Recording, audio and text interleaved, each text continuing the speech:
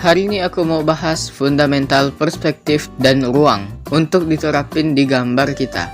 Di sini aku banyak cari referensi dari video YouTube luar, dan karena aku gak nemu video yang bahas perspektif yang bagus di Indo, aku jadi mau share aja pembahasannya sedikit. Kalau kalian paham dan mau nonton yang sesuai judul, silahkan skip setelah aku jelasin secara singkat apa yang dimaksud ruang. Contoh, kita punya ruangan yang pakai dinding kisi-kisi di sini atau grid. Lalu di sini ada shape atau objek yang ada di dalam ruangan tersebut, yakni gambar kita. Setelah itu kita beri cahaya yang otomatis kita dapat bayangannya, yang buat shape-nya itu punya kesan ada di dalam ruangan itu. Ya, ini itu sama aja kayak perspektif. Ya, karena dia emang perspektif, tapi dia diatur buat mempermudah kita menggambar. Yang berarti belajar perspektif akan membantu kita untuk itu. Jadi, aku akan bahas perspektif secara cepat di sini.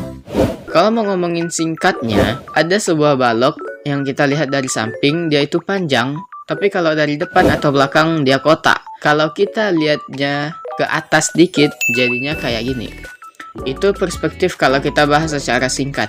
Kali ini aku lanjut bahas perspektif yang dari teorinya secara ringkas. Perspektif yang kita bahas kali ini perspektif linear, perspektif yang mainstream dipakai buat gambar. Jadi, cara kerja perspektif ini, titik butanya sejajar di garis horizontal dan punya garis-garis perspektif yang mendekat ke arah POV kita untuk ngedit.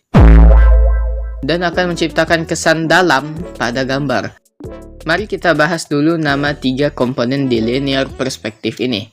Pertama ada garis horizontal atau horizontal line kalau kalian belajar dari video luar.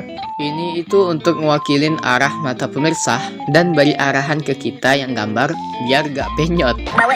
Dan untuk titik hilang atau vanishing point, yakni titik yang sebagai pusat untuk garis perspektif mendekat atau ngedit yang kayak aku bilang tadi. Biasanya artis pakai 2-3 titik buta tergantung kerumitan komposisinya. Selanjutnya garis perspektif, yakni garis yang mendekat ke arah kita dari titik buta yang akan membuatnya jadi grid dan membantu kita banget buat proporsi shape nanti, apalagi anatomi. Ini contoh perspektif dengan titik buta 1, 2, dan 3 yang mungkin kalian udah muak gitu ngeliat ini di semua video tutorial. Nah, mungkin kalian pikir makin banyak titik buta, kotak ini makin susah digambar gitu, karena dia makin banyak simpangnya dan semakin kompleks. Iya sih. Tapi kalau kalian mau jadi sebuah gambar, kalian harus pahamin cara kerja ruang ini dengan baik. Dan perspektif akan jadi penolong kalian untuk ini. Dan kalian gak usah khawatir, karena kalian gak perlu nguasain 100% di semua jenis perspektif dan titik buta. Kalian hanya perlu biasain agar bisa menggambarnya secara akurat di dalam perspektif itu. Kalian bisa mulai belajar shape dari 1 titik buta, 2 titik buta, dan seterusnya. Karena ini kerasa banget untuk hasil gambar kalian. Nah, di sini mungkin ada bagi kalian yang emang sama sekali nggak ngerti gitu cara pakai perspektif. Aku juga dulu. Karena kita bingung ngelihat garis-garis gak jelas kayak. Nah, garis yang di YouTube-nya udah jadi nih. Tinggal gambar anatominya di dalam sini kayak di tutorial.